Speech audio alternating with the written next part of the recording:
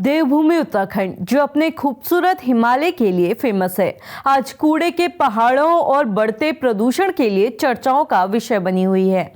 चाहे वो राजधानी देहरादून हो, योग नगरी ऋषिकेश हो, सांस्कृतिक नगरी अल्मोड़ा हो या फिर उत्तराखंड के चार धाम, हर जगह आपको कूड़े के ढेर तो देखने मिल ही जाएंगे। लेकिन आखिर कैसे उत्तराखंड की ये हरी भरी वादियां कूड़े के ढेर में बदलती जा रही हैं? आखिर इसका जिम्मेदार है कौन? नमस्कार, मैं हूं रक्षिता और आप देख रहे हैं खबर उत्तराखंड।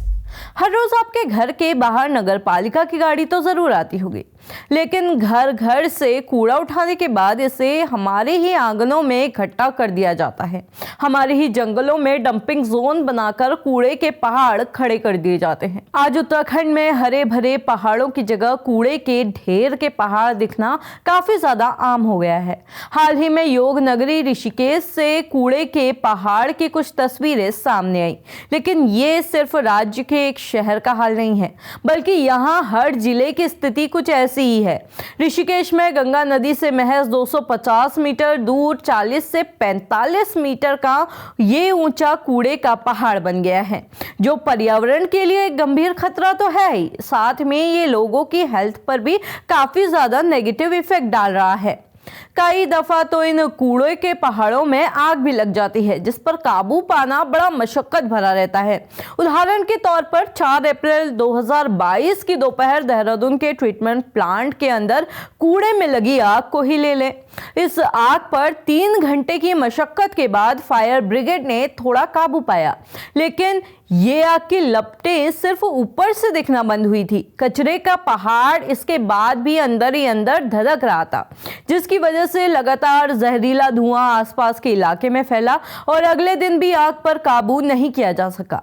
बता दें कि देहरादून शहर से प्रतिदिन करीब 400 टन कूड़ा शीशमबाड़ा प्लांट में जाता है और शीशमबाड़ा प्लांट में कंपनी द्वारा कूड़े का निस्तारण नहीं होने की वजह से कूड़े का पहाड़ बन गया है, जिसकी वजह से आसपास के लोगों का गंदी बदबू के कारण बहुत बुरा हाल है।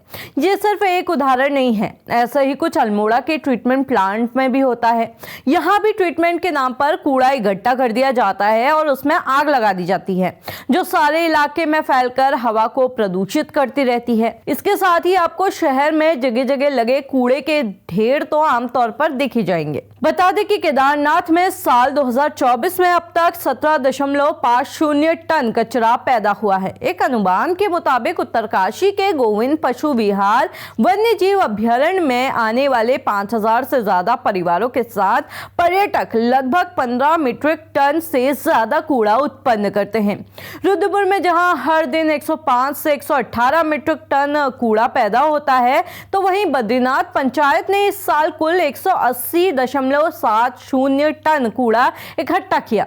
अगर हम राज्य की बात करें तो उत्तराखंड आने जाने वाला हर एक व्यक्ति रोजाना 75 ग्राम कूड़ा जनरेट करता है, जो कि हर दिन 11,350 टन कूड़े के रूप में सामने आ रहा है।